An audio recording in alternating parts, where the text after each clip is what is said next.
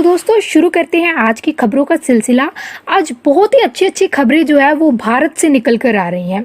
दोस्तों आज चीन में वो हुआ है जो आज से पहले कभी नहीं हुआ।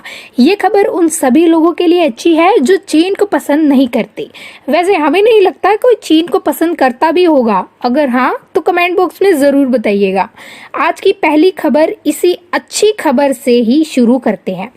दोस्तों अभी मार्च महीने में ही एवरग्रीन नाम की एक शिप स्विच कैनाल में फंस गई थी, जो कि 6-7 दिन बाद ये शिप जो है किसी तरीके से निकाली गई थी और इससे पूरी दुनिया को बहुत नुकसान उठाना पड़ा था, क्योंकि इस शिप ने उस रास्ते को ही बंद कर दिया था जिससे पूरी दुनिया का ट्रेड हुआ करता था।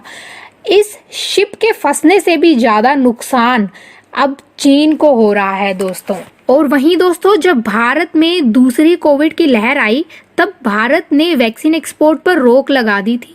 तब चीन, जर्मनी जैसे देशों ने भारत का बहुत मजाक उड़ाया था और कितने ताने भी मारे थे, लेकिन भारत ने जो किया वो बिल्कुल सही था। ये बात चीन जैसे देश समझ में आना थोड़ा मुश्किल है।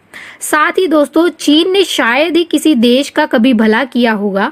अब बुरे का नतीजा चीन को मिलना ही था।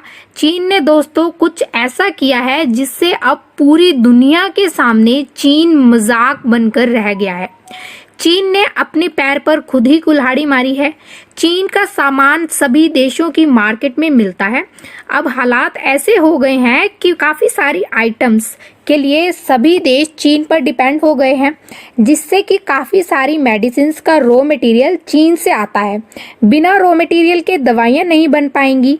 चीन के एक इलाके में काफी सारे बड़े बड़े पोर्ट्स हैं। ये बंदरगाह बंद कर दिया गया है, जो कि अगले 6-7 हफ्तों में खुलने वाला है नहीं। अब रिपोर्ट्स ये कह रही हैं कि काफी सारा सामान इस बंदरगाह पर फंसा पड़ा है, जो कि अगर पोर्ट ना खुलने की वजह से कंपनी नए ऑर्डर्स नहीं ले पा रही है। अगर 7 हफ्तों में भी ये पोर्ट खुल भी जाए तो भी चीन अपना सामान डिलीवर जल्दी नहीं कर पाएगा। अब दोस्तों ऐसा क्या हुआ जो ये बंदरगाह बंद कर दिया गया? दरअसल इसके पीछे चीन की ही फैलाई बीमारी का हाथ है, जो उसने पूरी दुनिया को दी और अब वही महामारी चीन के पास वापस आ गई है और उसका अब भारी नुकसान करने वाली है। खैर आपका क्या कहना है इस बारे में कमेंट बॉक्स में जरूर बताइएगा। अब चलते हैं अगली बड़ी खबर के ऊपर। दोस्तों जैसे पहले राजा महाराजा के टाइम में हुआ करता था ना कि वो अपने साथ लगते राज्यों में या अपने दुश्मन के राज्यों पर हमला कर उसे जीत कर अपना राज्य बना लिया करते थे और हर राज्य को अपना एरिया जो है वो बड़ा करने की लगी रहती थी। उसी तरह अब दुनिया के बड़े बड़े देश स्पेस पर अपना कब्जा करने में लगे हुए हैं। अब आप ये भी कह सकते हैं कि हम इंसानों ने स्पेस को भी अपनी लड़ाई में ले लिया है, लेकिन इस स्पेस की लड़ाई में रूस, अमेरिका और चीन की ताकत काफी ज्यादा है, क्योंकि ये देश स्पेस में अपना अधिकार जमाना चाहते हैं। और हाल ही में चीन ने अपने स्पेस यात्रियों को स्पेस स्टेशन में प्रवेश करवा के दुनिया को अपनी ताकत दिखा ही दी है। लेकिन भारत भी स्पेस मिशन के मामले में फ्रांस, जर्मनी और यूरोपियन यूनियन को भी पीछे छोड़ चुका है, क्योंकि भारत अभी तक 112 स्पेस मिशन को अंजाम दे चुका है।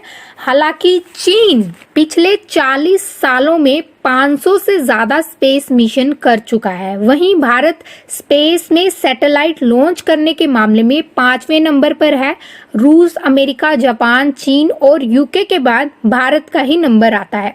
लेकिन वहीं जीडीपी के बेसिस पर अगर देखा जाए तो सैटेलाइट लॉन्च करने के मामले में भारत चीन के ऑलमोस्ट बराबर है।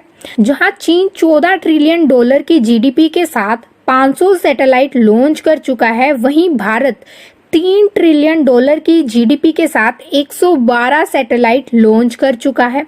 हालांकि भारत के टोटल स्पेस मिशंस में से 40 मिशंस को पिछले 6 सालों में अंजाम दिया गया है, यानी कि भारत 2 गुनी रफ्तार से आगे बढ़ता जा रहा है। आज भले ही चीन अमेरिका को चैलेंज कर रहा हो, चंद्रमा पर अपने झंडे गाड़ने के सपने देख रहा हो, लेकिन भारत भी जल्द ही चीन के ही बगल में झंडा गाड़ता हुआ दिखाई देगा। खैर आपका क्या कहना है इस बारे में कमेंट बॉक्स में जरूर बताइएगा। अब चलते हैं अगली बड़ी खबर के ऊपर।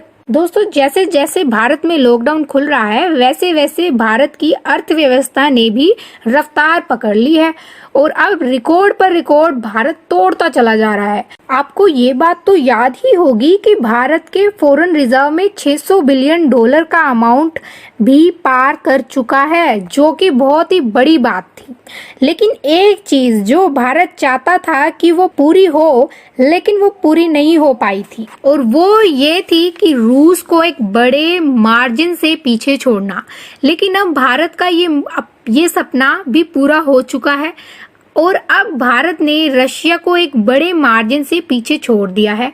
रिपोर्ट्स के अकॉर्डिंग भारत ने इस बार रशिया को भी एक बड़े मार्जिन से पीछे छोड़ दिया है, जिससे भारत फॉरेन रिजर्व के मामले में पूरी दुनिया में चौथे नंबर पर आ गया है।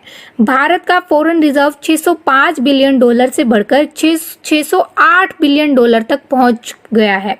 इसी के साथ ये एक रिकॉर्ड की बात है। भारत में 608 बिलियन डॉलर का आंकड़ा आना ऐसा पहले कभी नहीं हुआ दोस्तों, जबकि भारत का पड़ोसी पाकिस्तान, उसका सिर्फ 16 बिलियन डॉलर का रिजर्व है और रशिया के पिछले हफ्ते के डेटा के अकॉर्डिंग 400 बिलियन डॉलर की गिरावट देखी गई है, जिससे भारत और रशिया का फॉरेन एक्सचेंज रिजर्व का डिफरेंस बढ़कर अब 4 बिलियन डॉलर हो चुका है।